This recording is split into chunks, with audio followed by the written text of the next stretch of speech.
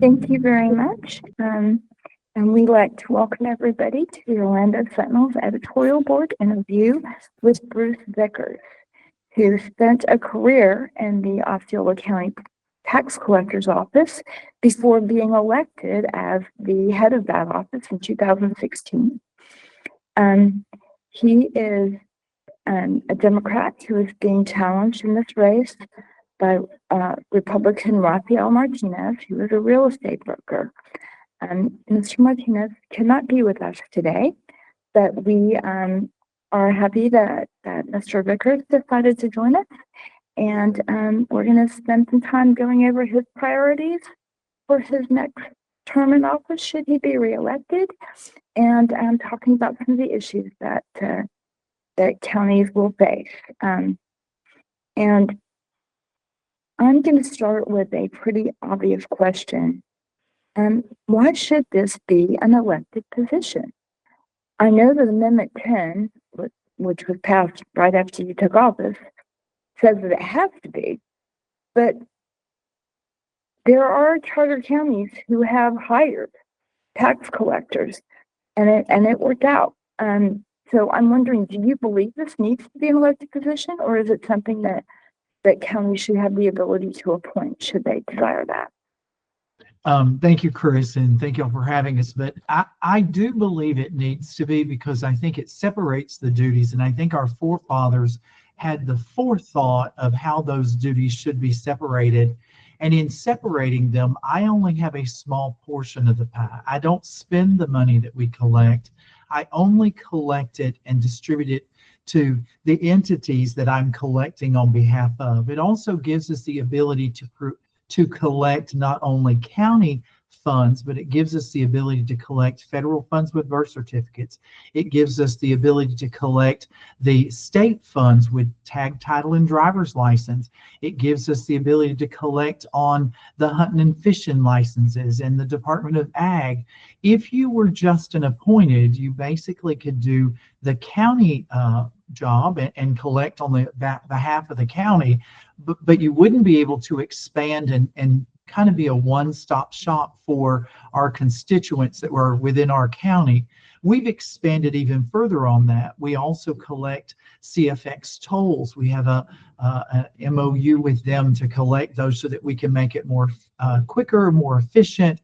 It's actually seamless. So I believe it needs to be, because the property appraiser has a small portion. The county sets the millage rates and they set the tax rates. And we get to then do what is our portion of it is the assessment of the property appraiser. She assesses it. I have no control over your assessments. And then it comes to me and I do the collections. And my real job administratively is to be the Bank of Osceola and make sure that those funds get to the proper locations at the right times based on statutory requirements. I'd like to follow up. I actually start talking about the actual business of your office, which you brought up a couple of functions that you've added. But your biggest area of interaction by far is most likely the registration of motor vehicles and the issuance of driver's licenses. Now, most Americans regard a visit to the driver's license office as something akin to an involuntary, unanesthetized root canal. What have you done to make it easier on Osceola County residents to take care of these essential functions? Expanded on the services that we provide, but with the tag, title, and driver's license area, doing registrations and driver's licenses, I believe based on the fact that in Osceola we had one state office. It was over on Orange Blossom Trail where I got my driver's license many years ago, and you had a very, very small limited lobby there. And even back when I was growing up, it was not big enough. You couldn't get in the lobby. They eventually had a place outside where you could sit. We've expanded our office spaces in Osceola. In my tenure here, we did go from one of our branch offices went from a little over 3,000 square feet to an 11,000 square foot building so that we could do that out in Campbell City. We were one of the first offices, government offices, to move out into that Campbell City area and to provide our services out there. And that office serves about 600 or 700 people a day in regards to that. And we've also added some staff, not a lot of staff. We've become more effective and efficient by adding people who we have full-time trainers who train in regards to tag, title, and driver's license in all areas of our office. In doing that, they train consistently. So every office does it the exact same way. So we're able to do that quicker, more efficiently, more effectively by getting people in and out of our office. When I first came in, the wait times were quite high, and I knew that because I worked here. And we redid our queuing system so that we could get them in quicker and faster. We have certain people who handle appointments that get that through faster. Adding those appointment times were also something that we've done and increased. So we've done everything we can to make it more efficient and effective. And I'll tell you, most days our time stays under an hour. Thank you so much for that. We have, it's funny, you went and answered our next question, I believe. We were, so you believe that, I guess the specific question before this was about license and tags and things, but you feel like that your addition of staff and everything else has reduced wait times across the board to a spot that you're happy with. I will say that I'm never happy with the spot we are at. We are always looking at ways to be better every day. And in most days, when you see 1,200 people a day in a main office, keeping it under an hour is our goal. That is our goal. We want to keep it under 45 minutes. We'd like to keep it under 30. Our wait times for appointments are well under that. Walk-ins, this is the situation where you come in with walk-ins, and walk-ins sometimes, because of the transactions that you're doing, suspension of a license can take you an hour to get all of the documentation, get everything you need to do and get it done. So if you're behind in that queuing area for suspension of licenses, it may take you a little bit longer. Not that only one person is doing it. We have all of our staff are full. They're all fully trained, and they can do anything that comes up to their counter, any transaction. We cross-trained them all when I came in. When I worked on the counter, we were not cross-trained. They tried to get it there, but your neighbor trained you. So we've cross-trained every one of our staff members. They can do tag, title, driver's license. They can do real estate. They can do tangible. They can do all of those services without having to be transferred to another counter. So it has eliminated CFX toll clearances, eliminated hour waits in our just waiting for a toll to be cleared. We couldn't renew your plate until your toll was cleared if you had a toll stop. So by taking on CFX clearances, we can do that in the same transaction. So we can renew your plate, we can actually clear your toll and renew your plate in the same transaction. And it reduced it from about an hour, hour and a half down to about 15 minutes. What role has technology played in reducing those wait times, and what do you see as the biggest thing you've been able to add technologically wise, and what do you see in the future? I believe one of the things that we've added that has made one of the biggest differences for us is we've added what's called a pocket talk, which has 87 different dialects of language that we can speak at any counter. So it's an electronic version. A lot of people say, well, it's Google Translate. It's not. This gets updated. It has the dialect. So if you're from Brazil and you speak Portuguese, you may speak Portuguese, but in a different area of Brazil, they have a different dialect. Kind of like in America, we have, we say we speak Southern, and some speak, Northeastern and Northwest, all of those differences. There are differences in other countries exactly the same way. And this particular thing was a very inexpensive way. We have 14 languages spoken fluently in our staff, but it was harder to keep them moving around to try to cover them all, because we even have someone who speaks Russian, because people don't realize the number of people in our communities that speak Russian. We have someone here who speaks it. She's from Lithuania, so she also speaks Lithuanian and English. So we do try our best to find people who spoke those languages, but we did not have someone who spoke Chinese or Japanese. This helps us to be able to service everyone within our community. And we are a melting pot of people and have become even more so. And it helps us to be able to help them without having to get someone to come over and interpret all the time. So I think that's one of the things that's has helped us to move along and be much more efficient. But I do think one other thing is our queuing system. Working here for almost 16 years before I became the tax collector, I understood that queuing system because I worked on it. We scrapped what was there and we rebuilt the queuing system, and it drastically changed the effectiveness of that queuing system to get people in and out. So we've made some changes with that, and also updated our softwares within our systems so that they're more faster and more efficient and more effective. So those things we've added, and I see in the future we're going to need to add more. It's just technology is coming. If I could follow up on that real quick, the best visit to the driver's license or tag office is the one that you make on your couch. How many services have you been able to put online?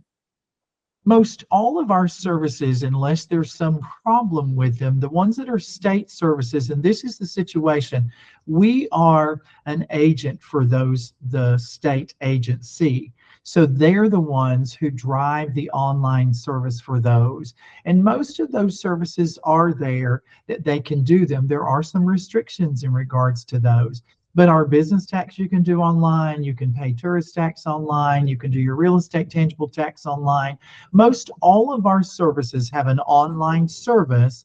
When it comes to tag, title, and driver's license, there are some toll stops, or if you have an FR stop, whatever stop you may have may tell you you must go into the office. And I will say that I think it's eliminated some of our foot traffic inside, but it hasn't stopped it when you've got the number of people moving into our areas as quickly as we have them moving in. And when I say 1,200 people, we were closed for the storm, and the next day we opened, which was this past Monday, we saw 1,400 people in the main office alone. That's not including the branches. So that's just a small portion of what you see. We have a lot of people who are coming in, and it's about customer service and making sure that no matter what they're here for, we're going to try to get them taken care of and know what they're here for by training our staff so that they can understand it without having to say you have to go away. Thank you. Thanks. And I just have one more question about driver's license. Earlier this year, we heard about an outbreak of licenses that would not scan. Do you think that, it seems very clearly to be a problem with the DMV, but what did your office have to do to accommodate those people whose licenses ended up flawed? I'm not sure I understand the question. You're saying they were fraud and would not scan? Flawed, they wouldn't scan, yeah. There were several thousand licenses issued that would not scan. And so people were getting held up at airports, and Chris, I guess you didn't have very many people with that problem. We didn't. We have not had those issues. We are real proactive about anything that's coming through to make sure when we take in our inventory, we scan that inventory in. If it scans in through inventory, it's most likely going to also scan once it's issued. I do not know of anything in our office where that was, an outbreak for us. Now, we did have some that were, it actually was issues with the scanning line when it got to TSA. But with us, those cards are sent to us from Tallahassee, and we have to scan them in for inventory. We also scan them out for inventory, and we scan them also once they're issued. They're scanned again before we ever send them across that counter. So if we had found that issue of non-scanning, it would have come up in the 3 times that they had been scanned prior to. And I don't know of an outbreak that we had. Great. Thank you. Thank you for that. I wanted to jump over and talk about another big job, the handling of property taxes. Do you feel that the office provides enough support for county residents who are falling behind in their taxes? Are tax sales of delinquent properties handled fairly and above board? I do believe that we do handle them fairly and above board. And now that they've gone to an online system and they've been online for several years, I was around when we did them in a big room, and you had, online certificate sales were not online. They were in a room somewhere with a paddle. And you called those numbers. And now that we've gone online, of course, you're selling them all over the world. People are big, huge investment companies are selling those. But I will tell you that we do it based on statutory requirements, and we follow all statutory requirements for that. And the notifications that go out regarding those delinquent taxes are sent out to them to let them know. And based on the certificate sales, I do believe it's done fairly and based on the law. Thank you. Thank you. I had one more question, and that has to do with accounting and accountability. I know that your office handles a lot of money. It's the staple support of county government. Do you feel as though you have adequate procedures, internal procedures, so that when your work is looked at by the county commission and the clerk of courts, that there's usually satisfaction that those accounts align, and there's never a discrepancy?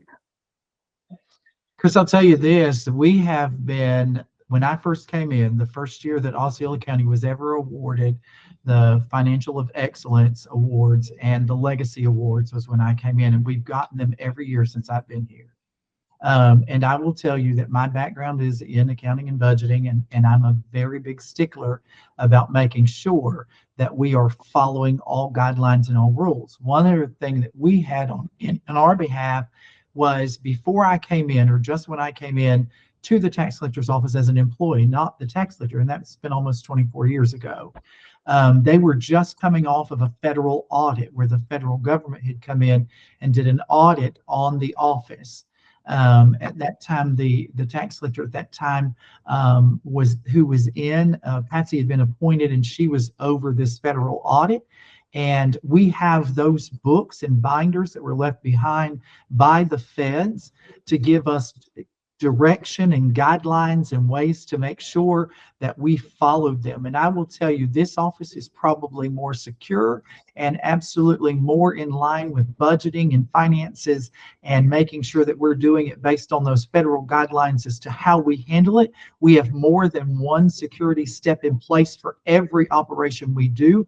Not only one person looks at that distribution, there are 4 of us that look at the distribution.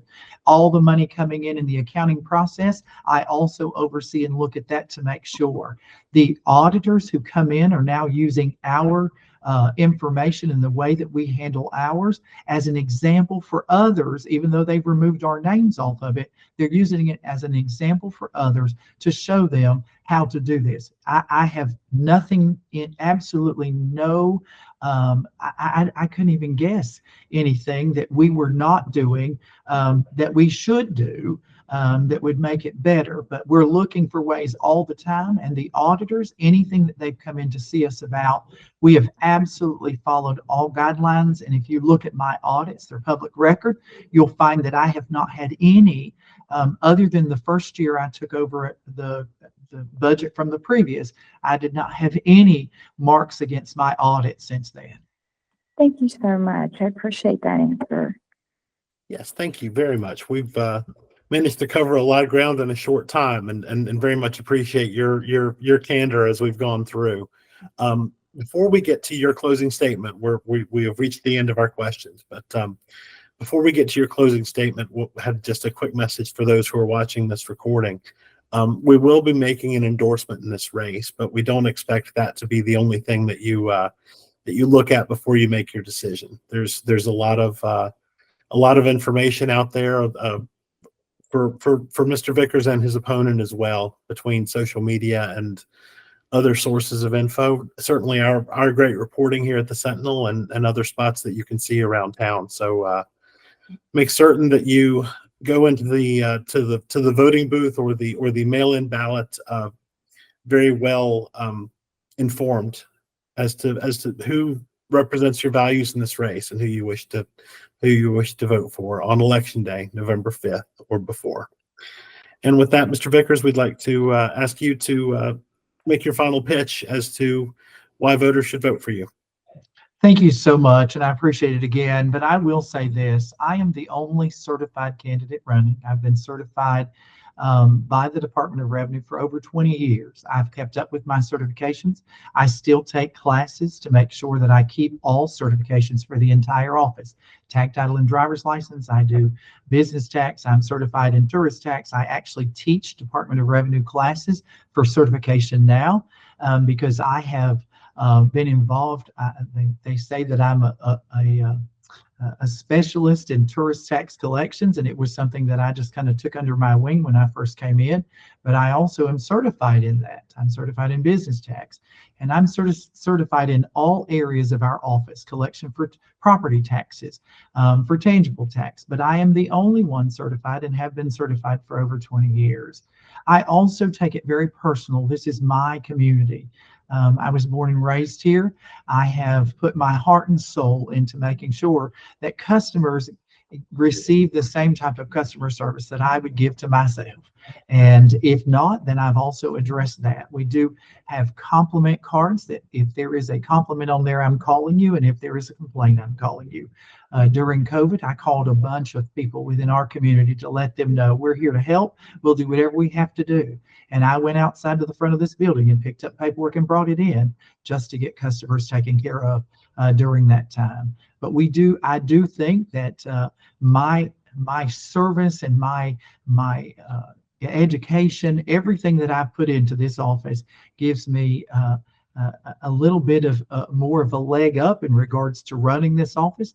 There's not any part of this office I haven't worked on that counter. I started on the front counter and I've worked them all, and I only promote my staff from within, which has also made a big difference in regards to the way that our office is ran. You have to know what you're doing in order to be promoted.